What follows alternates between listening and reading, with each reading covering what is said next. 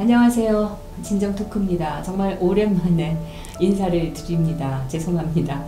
앞으로는 좀 더 자주 그리고 좀 더 알찬 내용으로 찾아뵈려고 합니다. 저희 진정 방송이 이제 그동안 좀 그 방송이 뜸하고 그래서 정말 송구스러웠는데요. 앞으로는 더 알찬 내용과 짜임새 있는 구성으로 늘 진실을 전하는 정의로운 방송이 되는 본격적인 새 출발을 하려고 합니다. 오늘 진정 토크 이제 오랜만에 인사드리면서 정말 귀한 분을 초대했습니다.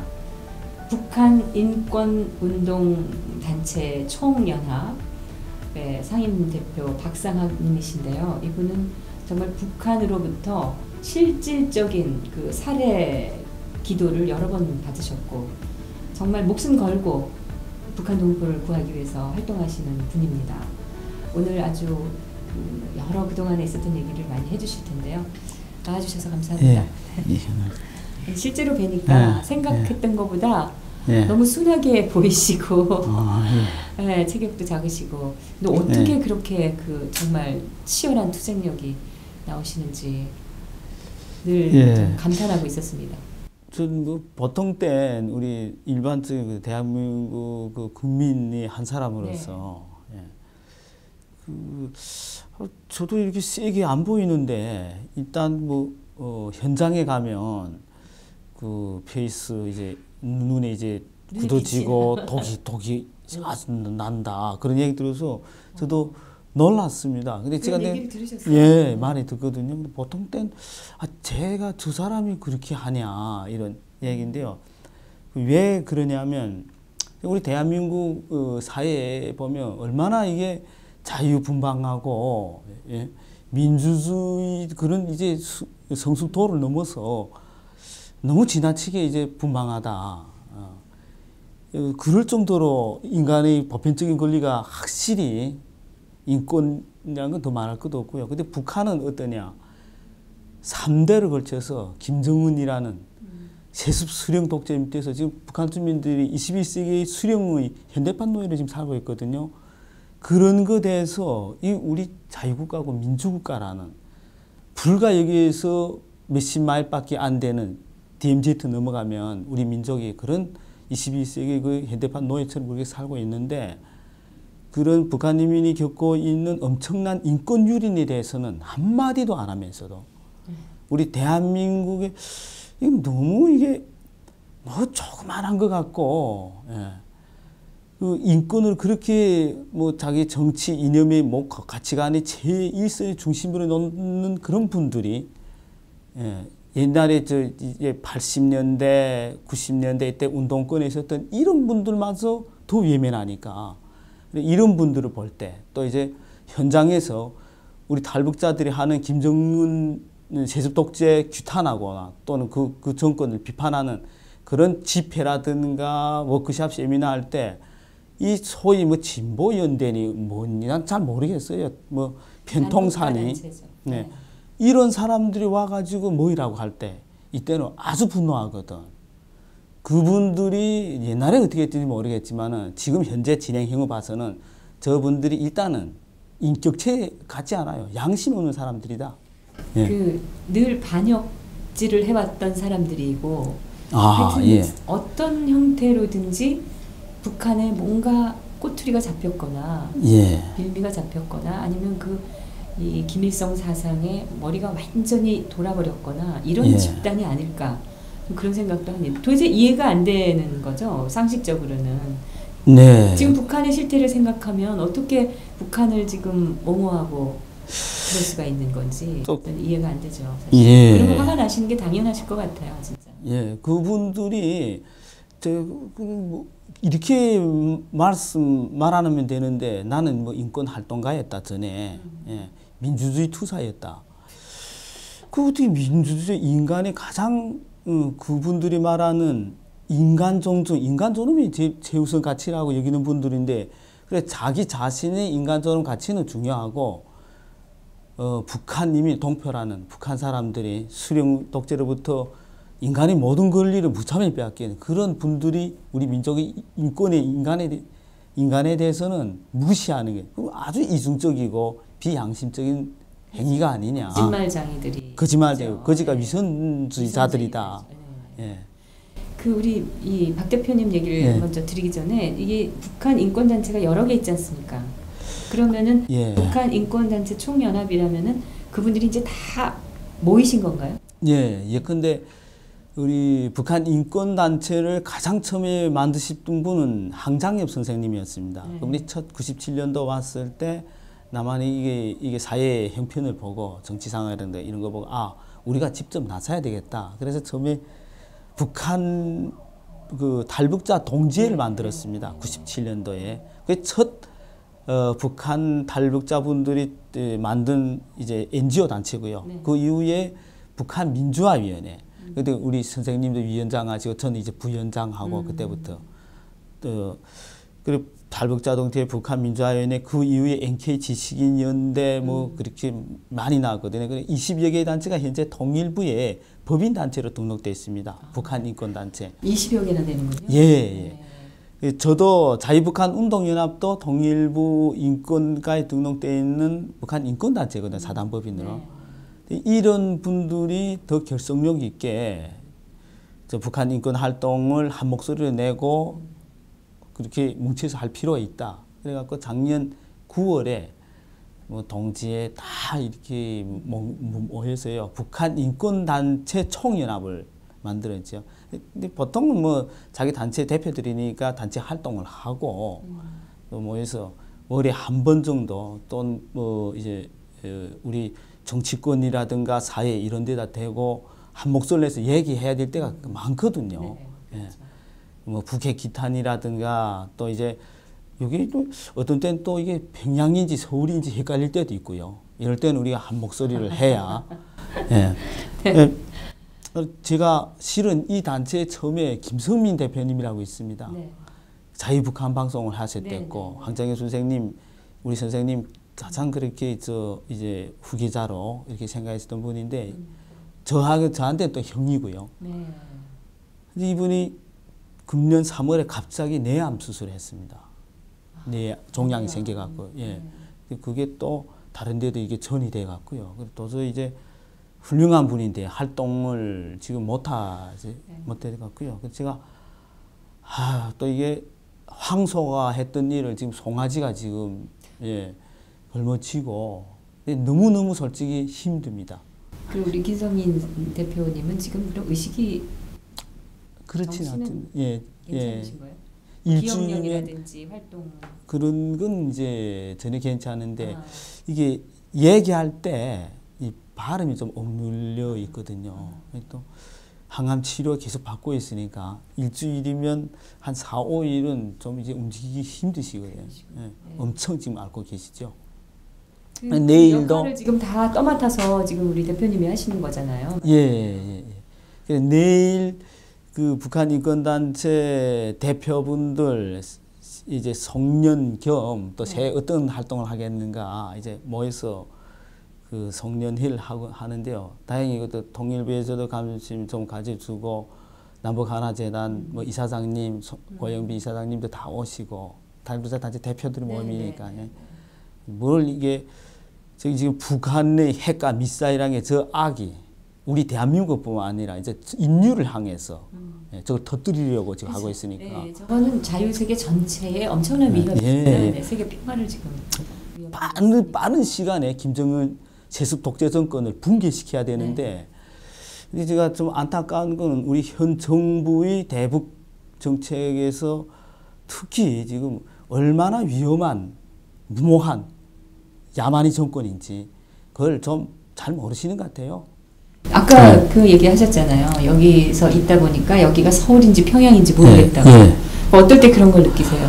제가 예컨대 지금은 조금 좀 톤이 낮지만요. 제가 10년 전만 해도 2007년도, 8년도, 특히 2006년도, 7년도 이때 노무현 대통령 할 때인데 그때 여기 평통사, 평화 통일을 사랑하는 사람들인가 이게 아주 극자지요. 종북이고. 이 사람들의 뭐 임진각에서 대북전단 제가 보내면은 나와서 맞고 해갖고요. 물리적으로 이제 심지어 주먹질도 갖고 그쪽에서 뭐 주먹질 우리 또 북이 사람들 솔직히 말하면 세죠. 성과는 보통 아니죠. 근데 그 이후에 제가 이 사회에서 좀 유명해진 게 뭐냐. 정북들도 탈북자들하고 싸움 붙어서는 맞더라. 뺑소니 치더라. 실제 그랬거든. 아, 그래요? 예. 통쾌하네요, 말씀 들어도. 2007년도에 엄청 싸웠습니다. 그래서 제가 졸지에 저는 평양에 있을 때 소위 말하면 안전부라고 하는데 안전부 문짝 앞에도 못 갔는데 여기 와서 시도 때도 없이 경찰에 잡혀가고 예, 뭐 여기 소위 말하는 국민 호텔이라고 하죠. 예, 교도소도 가보고 여기가 이게 평양인지 서울인지 그러니까요. 예, 지금 하시는 일이 대한민국의 자유민주주의를 지키고 그 자유민주주의를 북한 땅에도 혜택을 전하기 위해서 하시는 일인데 예. 그 대한민국에서 잡혀가고 고통받고 탄압받고 하시는 거니까 예. 당연히 이게 여기가 평양이냐 뭐냐 그런 생각이 드시겠네요. 우리는 투쟁한다. 저는 투쟁이란 얘기를 북한에서만 했지 여기서는 안 할 줄 알았습니다. 우리는 투쟁보다는 그냥 사실과 진실을 말한다. 우리 대북 전단도 별게 아니거든요. 그게 우리 탈북하신 분들 현재 우리 대한민국에 3만 명 가까이 살고 있습니다. 3만 명 조금 지났거든요. 이분들을 한결같은 얘기가 뭐냐면 내가 여기 서울 오기 전에 압록강 두만강을 건널 때 내가 살아서 만약에 성공해서 자유세계 그때는 이제 서울에 간다 이런 말도 안 했습니다. 자유세계 갔을 때 특히 이제 서울에 오면 단 한 번이라도 부모 형제들에게 편지라도 한번 보내고 싶다. 소식을 한번 전하고 싶다. 노동당이 선전했던 김정은이 거짓과 위선자들이 말했던 대한민국이 정말 미국의 시민지고 인간의 불모지인지 인간 생지옥인지 그걸 내가 생활체험을 통한 걸 그대로 한 번이라도 편지를 보내고 싶다. 가족들에게. 예, 이게 우리 대북 전단인데 사실과 진실을 말하는 건데 자유민주주의라는 게 어떻냐? 세계 인권 선언이라는 게 뭐냐? 예. 또 우리 삼성기업이라는 게 어떠냐? 김현아는 누구냐? 이런 보편적인 우리 현재 진행형을 그냥 그대로 써서 북한에 알리는 건데 그러면 이건 원래 정부에서 해야 되는 거 아닙니까? 그렇죠. 자유민주주의 대한민국을 2천만 북한 동포들에게 선전하고 알려주는 걸 사실과 진실을 말한다 해서 그걸 소위 뭐 우리 민족끼리 하면 예? 그 민족을 빙자해가지고 민족의 탈을 쓴 그런 위선자들이 막아서니까 우리는 분노하고 있는 수밖에 없어요. 예컨대 그 북한에서 우리 친척들이 여기 뭐 온라인 상에서든 오프라인 상에서라든가 얼마든지 대화하고 얘기할 수 있지 않습니까? 군에 나가서도 시도 때도 없이 집에 와요. 부모님 만나고. 북한은 10년 군에 가면서 단 한 번도 부모님들 못 만났는데요. 전혀 만날 수가 없거든요. 10년 동안 군 복무를 하면서 한 번도 휴가를 안 주나요? 아마 그게 10%도 안 됩니다. 전혀 그 고향이라는 거 와볼 수도 없고요. 우리는 여기 그러면 예컨대 김정은이 우리 보고 탈북자들 그래 부모님들 전화도 하고 편지도 써라 우리 받아줄게. 그러면 제가 왜 하늘을 통해서 에드버를 통해서 북한에다 그 보내겠습니까? 전화는 다 뭐 편지가 더 뭐예요. 우리 실향민 이산가족 상봉을 그렇게 고대하시는 분들마저 생사 확인도 안 해주는 그런 정권이니까 그래서 우리가 그냥 그대로 내가 본 걸 편지를 써서 북한에 보냈는데 그게 뭐 그렇게 잘못됐다고.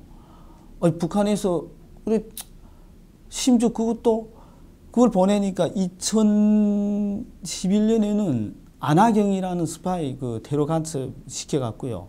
저를 이제 독침으로 찌르려고 했거든요. 그 얘기 제가 여쭤보려고 했어요. 네. 그러니까 독침을 맞으셨다고 했는데. 아닙니다. 간만에. 전 그날 이제 나갔으면 찔렸죠. 아. 예.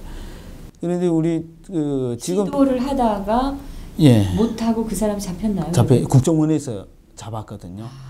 그러니까 국정원이나 국가정보원이라는 음지에서 소문 없이 국가 안보를 지키는 이런 분들이 엄청 중요한데 또 요즘 또 많이 욕을 먹고 있지만은요. 그분들이 아니었으면 제가 죽었죠. 그러면 이 간첩이 와서 당신을 죽이려고 하니 나가지 마시라고는 그 그 정보를 받으셨어요? 네, 예. 근데 저는 그래 그때는 알았군요. 예, 예, 이런 그게 내려온 거. 예. 그래 저는 그때 국정원 그 얘기를 듣고 국정원 측에다 대고 욕을 아주 바가지를 했거든요. 당신 내 대북전단 그 일본에서 온다 했습니다. 우리 대북전단에 후원하겠다고. 당신이 뭐 많은 한 장도 안 주면서 내 대북전단 이 스폰서겠다는 사람까지 막느냐. 그 내가 찔리든 말든 당신 막지 말라고. 그건 내가 나간다. 그랬거든요. 근데 뭐 나가려고 하는, 근데 나가니 1시간 전에도 전화했거든요. 상대 측하고. 예, 그러면은 예. 북한 전단을 보내는 걸 도와주겠다고 여기는 일본인데 와서 도와주겠다. 그 사람이 간첩이었던 건가요? 그렇죠. 일본 그 후원자, 네. 예, 뭐 크게 사업하시는 분이라 했거든. 실은 그게 아니고 네. 또 다음 해는 국정원에서 일단 막았습니다. 그리고 결국 안 나가신 거네요? 못 나갔지. 안 나간 게 아니라 강제로 나가려고 나갔어요? 하니까 문 앞에서. 경찰이라든가 이런 데서 다 막아버렸거든요. 예. 그 신논현역 강남 신논현역 4번 출구에서 만나서 그 일식집으로 가기로 했습니다. 네. 나중에 들으니까 그 주변에 완전 그 엄청난 그 요원들이 나와서 지치고 있었는데, 우리 요원들이 예, 예. 근데 세 명이었는데 나온 사람은 두 사람은 잡았는데 하나는 또 도망갔죠. 얼마나 그 복잡한 곳입니까? 일부러 그런 데서 하는 것 같아요. 네, 예, 예, 그렇죠. 제가 그게 갔으면은 그때 저부터 한 가도 괜찮았을 거 그랬습니다. 한번 구경하게요. 예, 예, 예. 그 너무 위험한 생각 아니세요? 해 왜냐하면 또 다음 해 그렇게 되니까 어떻게 했냐면 그 다음에는 또 무슨 일이 있으셨는데? 그 다음에는 6월달, 그러니까 2012년 6월달에 김용수라는 사람을 내려보냈거든요. 이번에는 이제 총으로 쏘라고. 예. 그건 또 어떻게 하셨어요? 근데 그거는 어떻게 했냐면 탈북자처럼 일반 탈북자처럼 대한민국에 이제 자기 발로 들어오는 탈북자 위장해서 왔다가 국정원의 조사기관에서 석 달씩 조사하지 않습니까? 근데 말을 좀 잘 안 맞고 앞뒤가 안 맞고.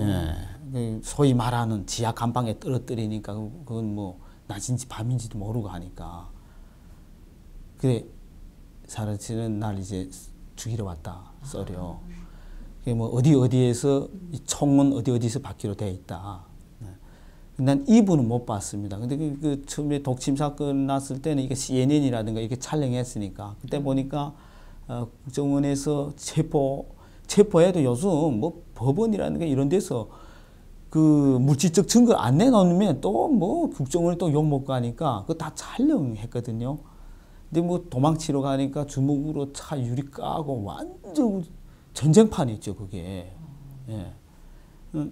저 이런 거 볼 때 이 사회가 엄청 혼란하고, 심지어 대한민국 자유민주주의 헌법 파괴자들이 앞장서 나가갔고요. 완전 주인공처럼 그렇게 쇠파이프 휘둘러도 우리 국정원이라는 국가안보 이런 제1선에서 국가와 국민의 생명 안전을 묵묵히 지키는 이런 분들이 참 이제 국민들로부터 사회로부터 존경받아야 되는데, 예, 지금 그럴 때 그 보면 말씀을 듣고 보니까 예. 지금 국정원의 이 대북 첩보 활동이 지금 중지가 됐잖아요. 그러니까 이게 예. 이 지금 정권이 지금 무슨 짓을 하고 있는 건지 이거는 북한의 하수 정권밖에 안 되는 거 아닌가 그런 생각이 예. 들고 진짜 나라가 큰일 났다. 그 걱정을 안 할 수가 없어요, 그죠? 그렇습니다. 우리 예. 박상욱 대표님 같은 경우는 더 하실 것 같아요. 저는 이제는 실질적인 네. 목숨의 위협을 받게 되는 상황이 되실 수 있잖아요. 예. 이제 누가 그렇게 나서서 이 간첩이 살해를 하려고 오는 거를 미리 첩보를 캐치해서 그렇습니다. 보호를 어떻게 예. 해드리겠어요? 누가 하겠어요, 그걸? 예. 간첩 이걸 막고 어떻게 하면 좋아요? 네. 그 우리 국민과 국가에 대한 테러를 막는 건 일선에서 활동하는 건 국정원인데 그러니까. 그걸 무력화시키면 대한민국의 안보가 무너나는 겁니다. 그러니까 이 문재인 정권이 지금 예. 북한 정권을 그냥 단순히 북핵을 유지시켜주는 그게 아니라 네. 북한 정권을 안전하게 존속시키기 위해서 지금 그 사명감을 갖고 일하는 집단이 아닌가 이런 의심이 생기거든요. 보수 진영에서 또 이제 한결같이 얘기하는 거거든요. 적폐는 대한민국의 우리 한반도 적폐는 최고의 적폐는 김정은이 아닙니까? 뿐만 아니라 이 대한민국 사회에서는 그 김정은의 김일성의 주체 사상을 따르고 반역질을 하다가 지금 민주화 운동 뭐 해서 국가 유공자로 둔갑해가지고 이 그 국정을 좀 먹고 있는 이 주사파 집단이거든요. 그것들이 가장 큰 적폐라고 저는 생각을 합니다. 네. 해결이 안 되는 적폐. 예컨대 앞에서는 저는 아주 이거 그 보수 진영에서도 현실 감각이 솔직히 떨어지는 것 같습니다. 교모하게 아주 은밀하게 그 국민을 이제 현혹시키고 현실 감각이라고 말씀하시면 너무 잘 봐주시는 거고 이건 너무 이 교묘한 계략이고 음모다. 이들이 떨쳐버리지 못하는 그 이미 죽어버린 그 주체 사상 그 망령에 치여가지고 국민을 거짓으로 속이고 있는 음모가 아닌가. 저도 어제 그제도 뭐 TV 조선에도 나가서 뭐 얘기했지만은 그 뭐냐면 저 보기에는요 현 정부에서 문재인 대통령 그분이 대통령 선거 공약에 뭐 대통령 되기 전에는 무슨 얘기했냐면은 대통령 되면 제일 먼저 평양에 가겠다. 김정은이 만나겠다. 이랬거든요. 근데 왜 못 가냐? 그거는 김정은 때문에 그런 겁니다. 노무현 대통령이 그 우리 자유민주주의 헌법적 가치관을 지키기 위해서 안 가기보다는 김정은이 국제사회에 대고 공갈 협박하는 바람에 악으로 유엔으로부터 국제사회로부터 절대 악으로 규정되는 바람에 거기 김정은이 말입니다. 현재. 노무현이 아니고 그러면은 그 문재인 현재 문재인 대통령이 선거 공약에 문재인 대통령이라고 부르기도 싫습니다. 사실 하는 게 완전 반역질이지 이게 뭐. 근데 저는 그래서 진짜 글로벌 정치, 국제 정치도 그렇고 우리 남북한 국민들을 이제 혼돈시킨 그렇게 몰고 가는 것도 김정은이 잘해가지고 평양에 못 가는 거지. 잘한다는 의미가 김정은 뭐 그런 의미가 아니고요. 잘하는 거죠. 잘하는 거죠. 우리로 보면은 말도 대북 정책도 저도 이제 엄청 이 정권이 잡힌 386 공개적으로 얘기하니까요. 청와대의 비서진의 3분의 1 이상이 386 주사파들이다. 이제 뭐 국민이 알고 근데 그 사람들은 뭔가 주사파라 해도 지금 몇십 년 지났으니까 저 강철 서신을 쓴 김용환 이런 분들도 많이 변화됐거든요. 근데 그 임종석 비서실장님이라든가 이런 분들이 그럼 나도 이렇게 변했다. 그런 얘기 한 번도 한 적이 없거든요. 그래서 국민들이 엄청 지금 의심스러워하고 있고요. 예컨대 이럴 때 북한에 대해서 뭔가 또는 10년 전에 했던 해벽 정책의 그런 국민들이 이제 엄청나게 비난했던 묻지마 대북 퍼주기라든가 인위적으로 국제사회하고 동떨어진 김정은이 곁으로 가기, 밀집하기 이런 식으로 정책적으로 또는 이제 국정 방향을 대북 정책 방향을 그런 식으로 마음속에 가지고 있던 걸 행동으로 옮기기 시작하면 이거는 이제는 정말로 국민이 속지 않는다.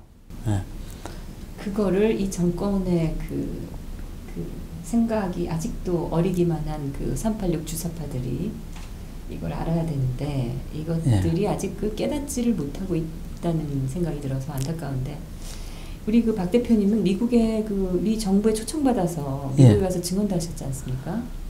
그 2008년도에는 부시 대통령이 그 백악관에 초청했죠.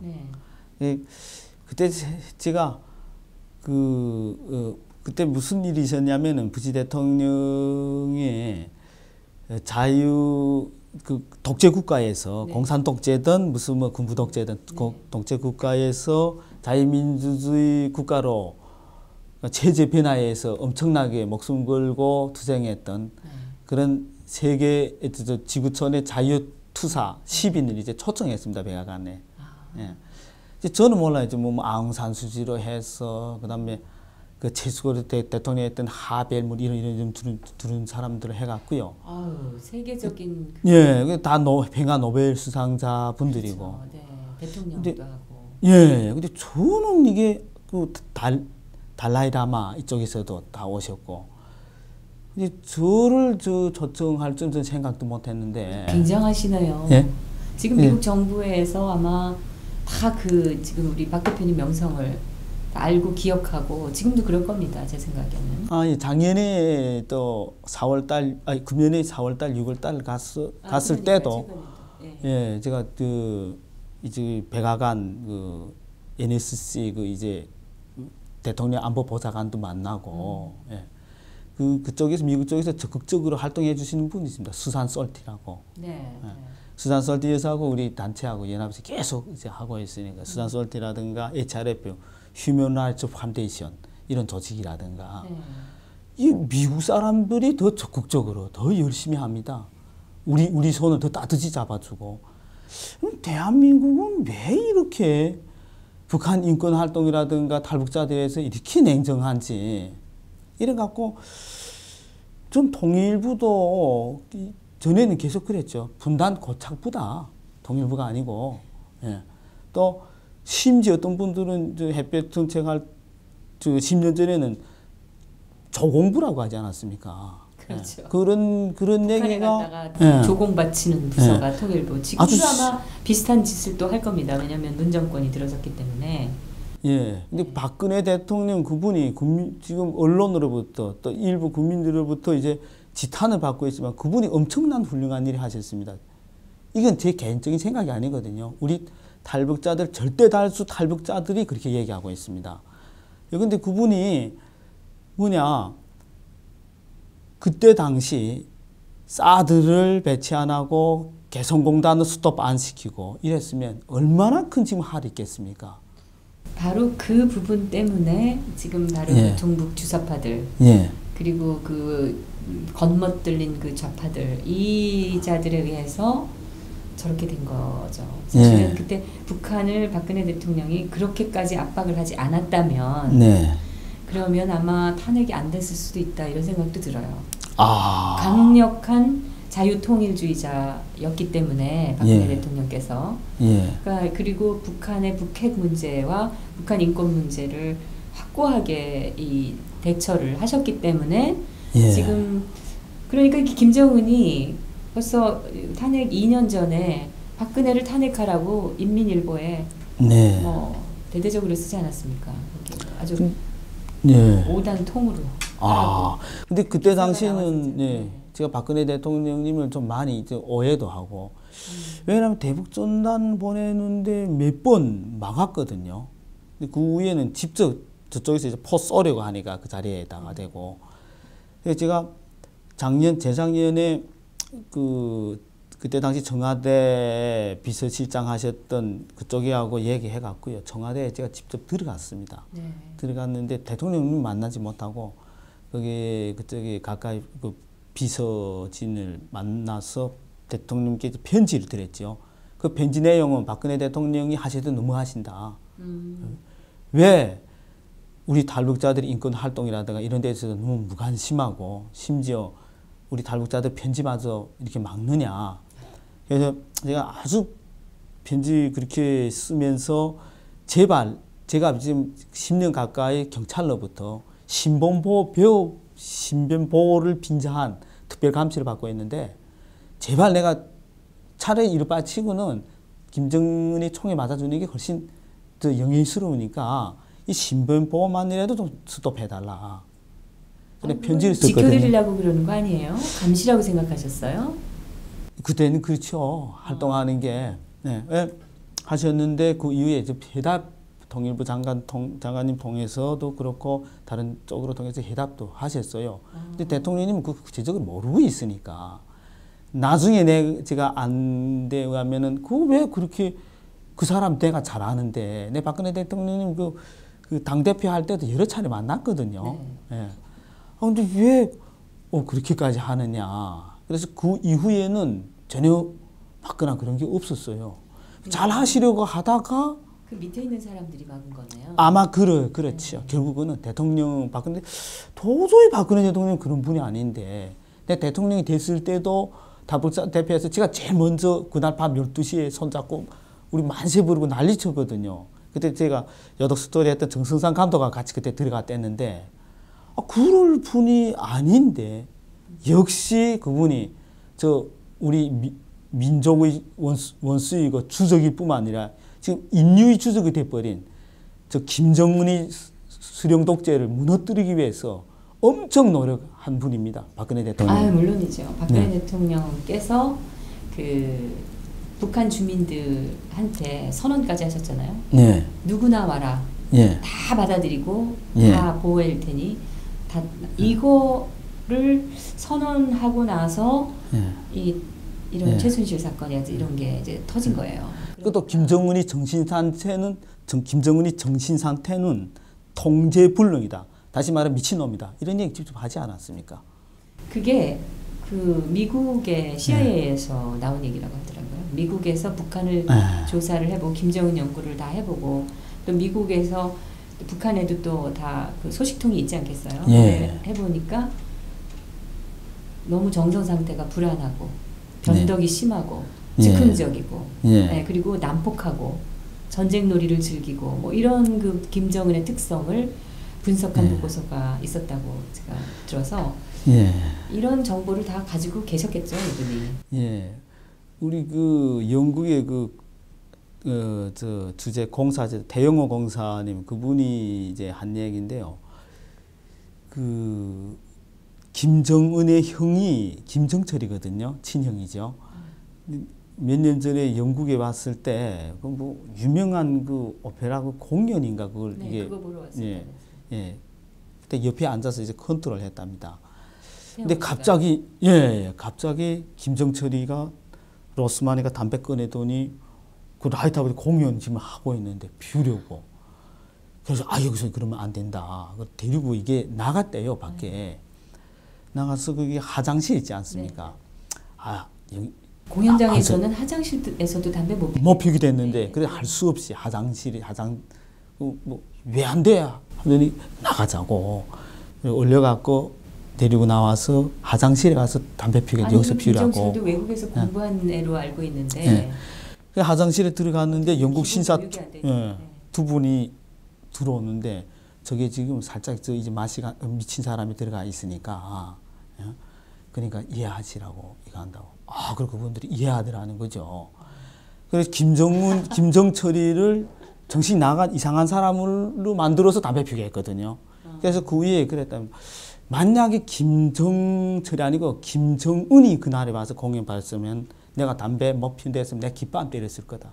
그는 피했을 거다. 그 자리에서. 공연장 안에서. 예. 그 정도로. 네. 김정은이하고 김정철이 같은 배스 그 어머니가 갖고 아버지도 같지만 친형제지만 그렇게 다르다는 거죠. 다시 말해서 김일성, 김정일로부터 그 DNA 유전자가 가장 난폭하고 가장 그 독재적인 무모한 자를 선택해서 지도자를 만든 거죠, 지금. 그 김정은의 누이 동생 있지 않습니까? 여정이. 김여정이. 근데 일설에 의하면 김정은이가 저 김여정이 아들이기만 했어도 쟤를 후계자로 삼고 싶다고 말할 정도로 똑똑하다고 그런 얘기가 있었거든요. 이게 사실인가요? 뭐 그런 건 아니고요. 예컨대 이제 이야기 중에 그건 이제 일단 남자들이 카리스마가 있어야 되거든요. 머리 좋은 것보다는요. 근데 김정은은 카리스마가 있었던 것만은 사실인 것 같습니다. 어떤 카리스마든 좋은 카리스마든 악의 카리스마든요. 왜냐하면 형하고 정철이하고 이게 바둑을 떴는 때요. 그러니까 누구하고 이렇게 바둑을 뜨다가 형 정철이가 동생 보고 야 정은아, 네가 요 돌 여기 놓으면은 이긴다. 그러니까 형의 말을 듣고 그렇게 그래 하고 그때가 나는 이제 지어버렸거든. 그러니까 속인 거네 동생을. 형도 그렇게 하면 이제 있겠다고 동생을 봐준 건데, 근데 저쪽은 이제 선수거든. 김정은은 아마추어고. 아니 프로 아마추어가 프로를 이깁니까? 네. 근데 별은 제 보기에도 머리도 안 좋은 것 같아요. 어쨌든 지어버렸어요. 형 말 들었는데. 그러니까 열 받는다고 바둑도로 와라 제가 형 얼굴에 던진다 했더니 짜식 개새끼하고. 예. 자기 형한테. 예. 그걸 이제 김정민 뗐네 어렸을 네. 때부터. 김정일이 요리사를 13년 동안 하신 일본. 일본 분이 있습니다. 요리사. 그분이 일본 언론에 나와서 아사히 TV에 나와서 한 얘기입니다. 그리고 엄청 그 화제됐거든요. 예. 근데 그때는 그 성격 그렇게 급하다. 바둑도로 무슨 쳤다. 그랬는데 나중에 우리 아버님 만나가지고 들은 얘기는 그 얘기 아니고 얼굴을 치워가지고 아주 난폭한. 예. 그러니까 형도 그러니까 그 위에 배다른 형 정남이 있지 않습니까? 정남이 그 형 둘 다 제치고 이 제일 악마 같은 사람이 이놈이 지금 이제 북한을 그 공포 통치로 끌고 가 있으니까 그 악마가 갖고 있는 핵 미사일이 우리 민족에게 인류에게 어떤 불행을 안길지 지금 엄청 불안한 상태죠. 우리는 지금 이 북한을 추종하지 않는 그 우리 자유민주 국민들은 지금 이 정권 밑에서 북한 핵을 해결하기는 힘들겠다는 그 거의 자포자기 상태고 미국만 바라보고 있는 지금 상황이잖아요. 이제 몇 달 전에 갔다 오셨는데 이번에 가셨을 때와 예전에 초대받아서 부시 대통령 때 다녀오셨을 때하고 가보시고 뭐 차이점이라든지 분위기의 변화 같은 거는 못 느끼셨어요? 엄청난 차이점이 있죠. 부시 대통령이 때는 북한은 그렇게 위험하게 골칫덩어리까지는 그렇게 안 봤습니다. 엄청난. 아직 멀었다. 상대하려면 이런 식으로 봤거든요. 그래서 저는 그때 당시 부시 대통령을 만났을 때도 대북 전단 한 10장 주면서 여기다 좀 후원해 달라.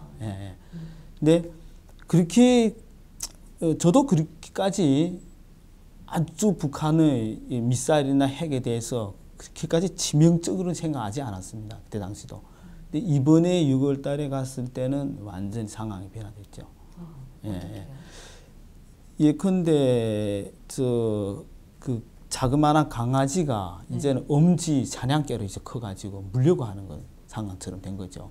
그때는 또 미국 그 뭐 정부라든가 정치권 이런 쪽에서 북한에 대해서 그때 당시부터 6월 달 이때 당시에 손봐야 된다. 저거는 그냥 심지어 이런 말을 했습니다. 안보 그 보좌관이 우리 미국 비롯해서 국제사회는 지난 20년 기간 김정은으로부터 그 아비로부터 3번 속해왔다.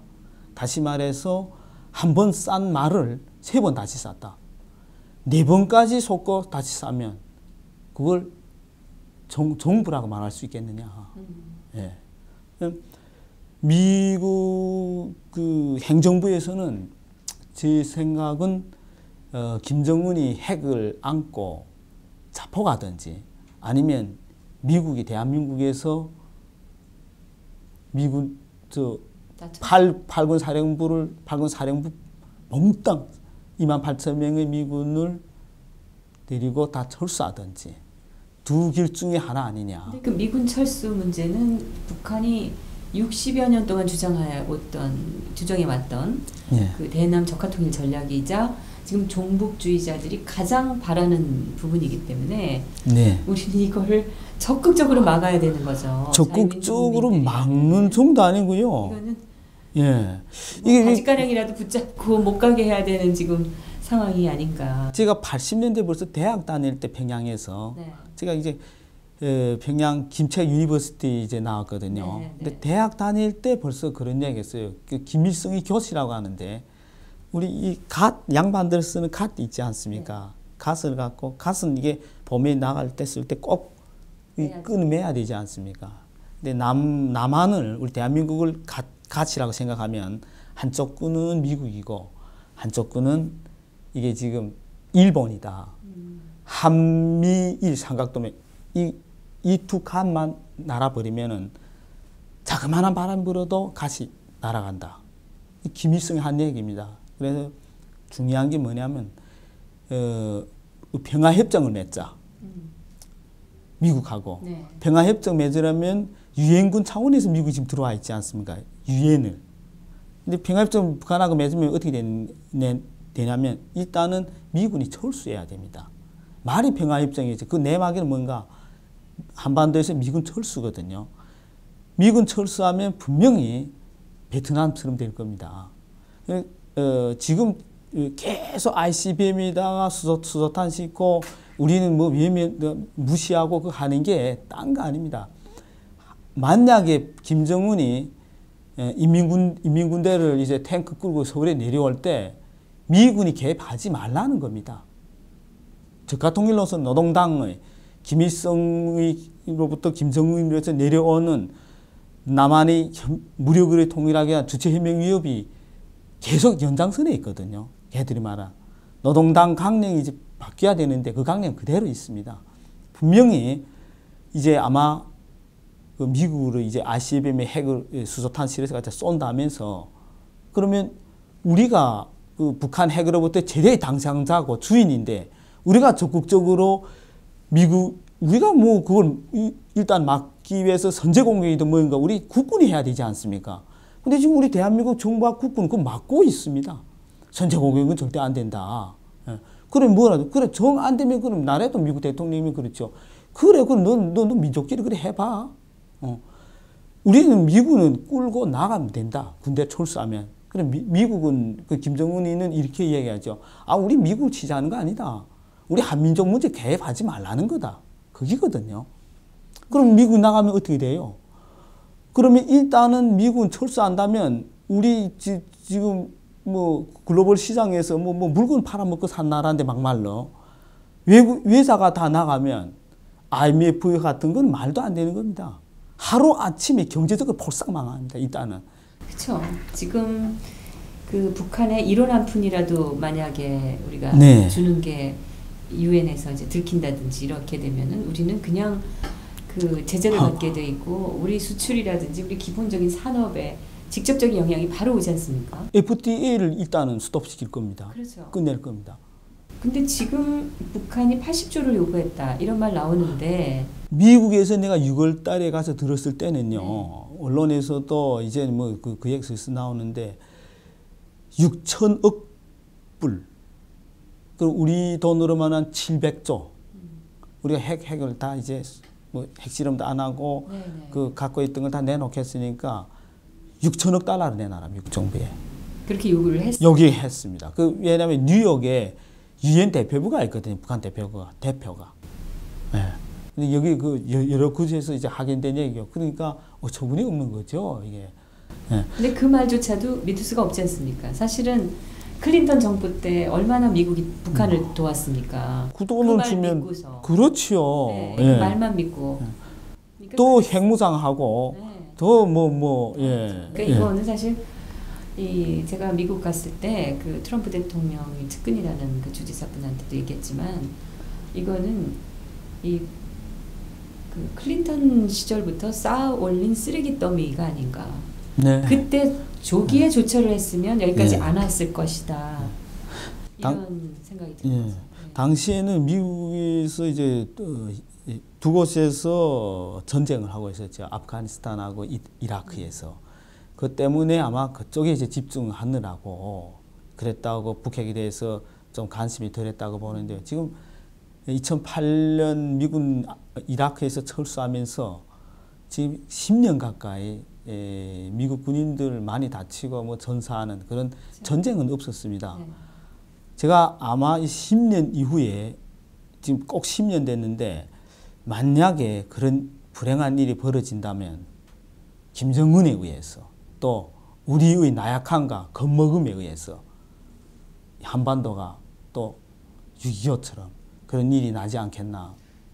그렇죠. 네. 사실 평화를 주장하면서 막겠다는 자들이 사실은 좀 더 지났을 때 김정은이 무모한 짓을 할 수 있게끔 길 닦아주는 역할밖에 못하고 있는 것이다 지금. 그런 생각이 듭니다. 끝으로 물론 이제 앞으로도 제가 자주 모시겠지만 오늘 시간이 많이 돼서 끝으로 한 가지만 더 여쭤본다면 앞으로 지금 이제 연말 뭐 내일 송년 모임도 하시고 거기서 새해 활동 방향이라든지 이 예. 20여 개 그 북한 인권 단체들이 좀 더 길을 펴고 정말 더 활발하게 활동을 하셔야 될 텐데 지금 이 문재인 정권에서는 이제 정말 어려운 상황이 되셨잖아요. 예. 어떻게 이걸 어려움을 풀어 나가시려고 계획하고 계신지 내가 좀 여쭤보고 2달 전에도 신임 그 조명균 통일부 장관님도 이제 만나서 장시간 얘기했고요. 또 뭐 우리 통일부 관계자들도 예, 뭐 국장님 비롯해 갖고요. 북한 인권 과라는 게 지금 통일부 안에 있거든요. 이제 통일 기반 조성국을 뭐 인도 지원국으로 이제 바꾸면서 예, 제가 불안을 지금 현재 떨칠 수 없습니다. 지금 현 정부의 대북감 같거든요. 또 실제로 우리 탈북 인권 단체들에서 통일부로부터라든가 행안부로부터 또는 그 다른 이제 국가기관이라든가 이 재단 이런 거로부터 조금씩 이제 후원도 받고 이렇게 활동했는데 이 정부에 들어와서는 그게 다 끊어졌습니다. 후원이. 완전 고사 직전이죠. 지금 모든 탈북 인권단체가. 예, 다시 한번 우리 대한민국은 GIN도 3만 불 이상, 3만 불 가까이 되는 나라고요. 이런 나라에서 우리 민족의 그 자유, 통일을 위해서 미국 사람들이 가서 또 손 내밀어야 됩니다. 그래서 제가 이게 끝나면 이제 이달 말에 다시 미국에 이제 방문해 갔고요. 그 국무성이라든가 백악관 또는 상하원 위에 가서 호소하려고 합니다. 북한 인권단체 위험에 끊지 않게 미국 쪽에서 다시 옛날처럼 10년 전처럼 후원의 손길을 예, 보내달라 적극적으로. 미국은 다행히 그 트럼프 정권이기 때문에 그게 가능하실 것 같은 그 기대를 하게 합니다. 이제 그 국무성에선 일단 제가 4월달, 6월달 갔을 때는 야 그게 너네 그 남한 정부에서 해야 되는 거 아니냐? 어? 너네 아시아의 나라에서 일본만큼 잘 사는 나라 같은 나라는 대한민국밖에 없지 않느냐? 저도 그 얘기 듣고 좀 얼굴 부끄러워 갖고요.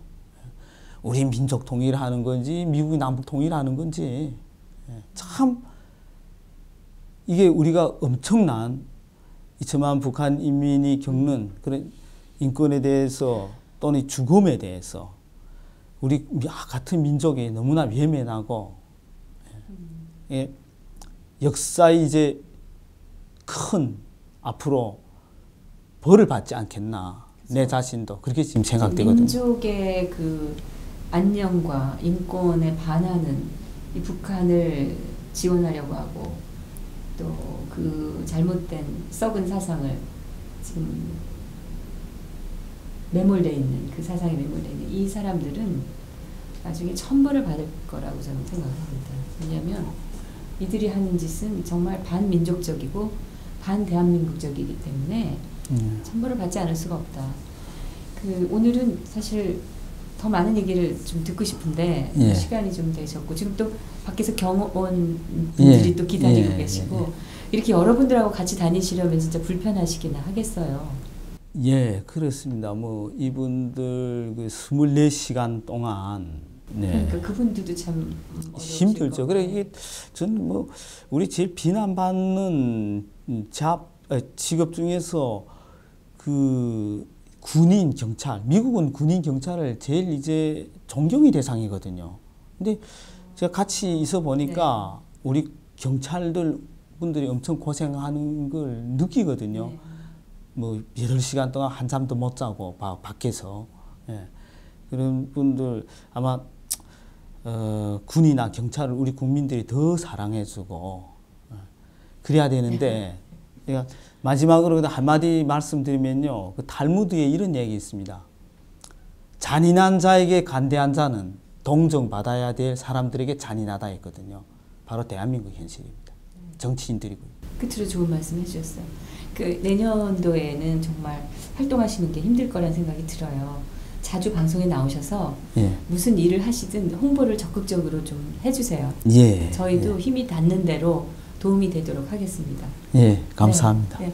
오늘 나와주셔서 감사합니다. 예, 네. 고맙습니다. 새해 미국 가시면 정말 좀 제대로 좀 또 성과를 얻으시기를 또 기원하겠습니다. 예, 네, 네. 예, 고맙습니다. 네, 오늘 오랜만에 인사드린 진정 토크, 북한 인권단체 총연합회의 박상학 상임대표님을 초대해서 말씀을 드렸습니다. 북한 인권을 위해서 일하시는 분들은 결국은 이 대한민국의 자유민주주의를 위해서 일하시는 분들입니다. 이분들이 활동하기 어렵다는 것은 대한민국의 자유민주주의가 그만큼 위험에 빠져 있다는 얘기이기도 합니다.